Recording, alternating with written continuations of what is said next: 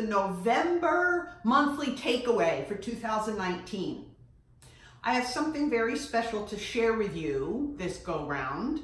Several people have asked me about it, but I'm going to give you the video first. Actually, maybe only. I haven't decided yet if I'm going to go on and share it on Facebook as a whole, but here we are.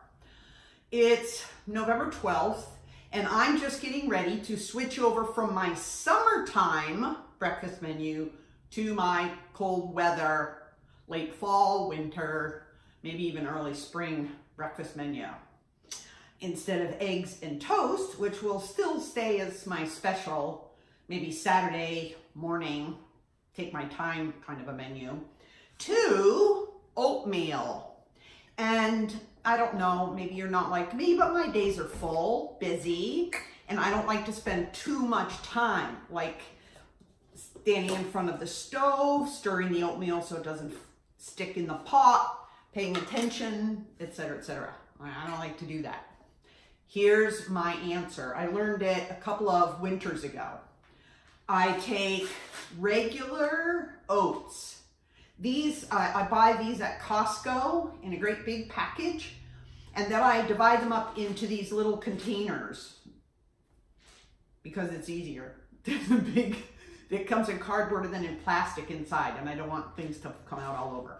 I take a 1/4 cup measure, and I round it up so it's got a nice round top on it, and put it inside a mason jar. Doesn't have to be a mason jar, could be any kind of a jar you want. Something with a lid works best if you're going to do what I do. I'm making a whole week's worth of breakfast in this one setting. Won't be too long. I put a rounded 1/4 cup measure in each jar. Trying not to bump it and spill oats all over the place to clean up. There, that's my 1/4 cup measure of plain old standard oats. They're not instant oats. They're not even steel cut, though somebody told me I should give them a try, and I may indeed do that. This is what's left over from last winter, and I've used it occasionally here or there on a cold day or a day I don't want to mess with frying an egg, to be honest. Now, there's a 1/4 cup of oats in here. I'm going to take my coconut oil. I buy mine at Big Lots because the price there is usually pretty good. I use, because it's down a little bit and because it's colder now, it's around 62, 64 in my place. So it's solid. I'm going to take what I would call a rounded teaspoon. That's what I would call it, a rounded teaspoon. But it's really kind of by guess and by gosh. The reason I use a tablespoon is because the handle's longer, it's sturdier for getting into that hardened coconut oil. When it's summertime and it's warm and easier to handle, then I go ahead and use a teaspoon and just do that. All right, now again, by guess and by gosh, I'm giving each jar what I call a rounded teaspoon of coconut oil. You can ask me questions about this if you want. Just send an email back to me. So that's, let's see, 1, 2, 3, 4, 5. I hope you see or understand the benefit of doing this sort of assembly line. 6, 7.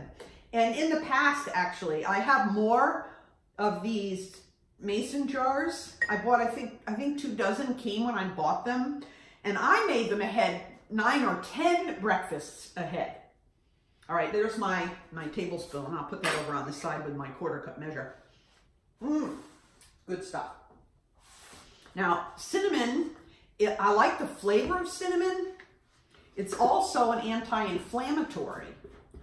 And it was suggested on the first recipe that I saw for this type of a breakfast. It was on a package, might have actually been on the package of the Quaker oats that I bought. All right, next thing is the cinnamon. And usually when I do this, I shake it over the sink because it doesn't always just go in the jar, but that's behind me. I'm just going to do this today. 1, 2, 3 shakes. Notice I have a large container because I do this on a regular basis. 1, 2, 3. 1, 2, 3. Now, you might not like cinnamon. You don't have to use it. Or maybe you would like less cinnamon.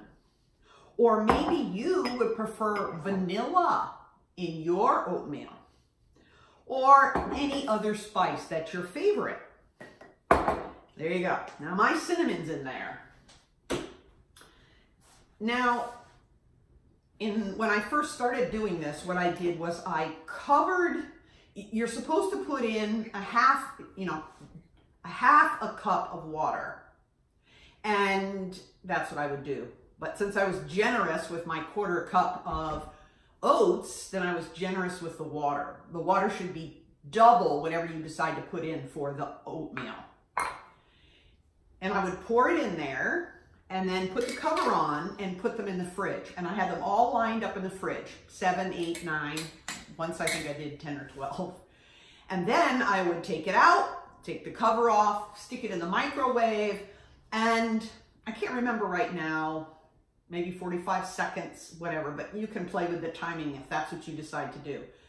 However, after doing that for most of the winter, I was telling my naturopath about my diet, and I was so proud of myself. I thought it was so clever, because then I could put it in there, run it, go upstairs, turn the microwave on, go upstairs or wherever, get dressed, come back, and it would even be cooled off by then. Did I say take the cover off before I put it in? I hope so. Anyway, he said, you microwave your oats every day? Anyway, I know it's not the most nutritious thing. I was just trying to be efficient. Anyway, I've stopped doing that. What I do now is I get these together that much. That's the basic recipe. Now, again, you can change it however you want. But that's the basic recipe. I don't add the water. I do not add the water. And then this is my first time. I've done one day at a time. On a Saturday night, if I knew I didn't want to fuss with frying an egg in the morning or something like that, then I would do this and just do one day at a time. Now I'm doing 7. So I'll have my week's worth of breakfasts done. And then what I do is in the morning, when I first get up, oh yes, I go to the gym. When I come back from the gym, I hit the tea kettle so the water gets hot. And I pull, this is what I will be doing. I will pull one of these out of the, off the counter. I'm not even putting them in the fridge. Actually, I think I'm gonna put them back in the drawer where I kept the empty mason jars. I'll just put them back down there. I'll reach in the drawer, take out a jar, take the cover off, and then the tea kettle will have popped by then. And I will pour water in to be about 2 quarter cups, a half a cup. I happen to know that on my jars, a half a cup is going to, with the oats in there, is going to come up just above the middle of the B on the word ball. These are ball jars. That's what I'm going to do. I'm going to pour it in all the way up to there. Then I'll set it on the counter here to cool while I go upstairs and finish dressing or whatever it is, some other little task I'm doing. And I'll come back down when I'm ready to eat, take a spoon, stir up the oats and so on. Actually, I stir it up before I put the hot water in and then I stir it then. And I come back down and I stir it again. Now it's had a little time to cool, to cook and to cool in boiling water. And I'm going to add whatever I want to taste.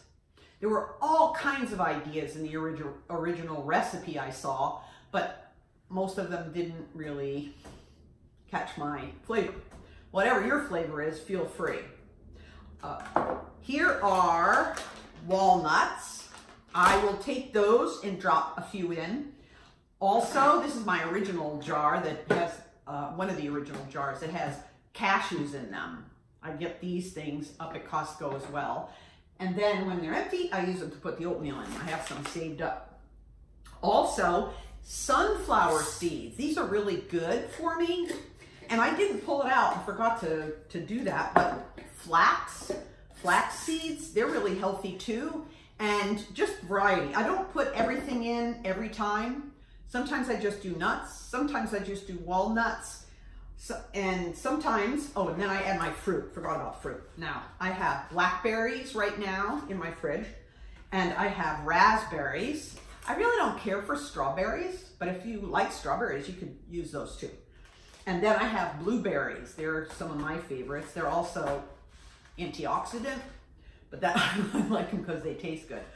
And you can do whatever you want. So now that it's already had the boiling water in it. It's already stirred up. The coconut oil is all softened and swirled in, and you can just add whatever you want. Sometimes I just do walnuts and blueberries. Sometimes I do cashews and raspberries. Sometimes I'll go crazy and do a pinch of all of the stuff. That's one of the things I really like about this idea, is that whatever I'm feeling like that day, I can put it in there. And it's based on what's in my fridge. Some days, although I try to avoid it, I might end up having only the basic recipe. Now that I think of it, I did a lot of that when I first started. All right, I'm going to stop now.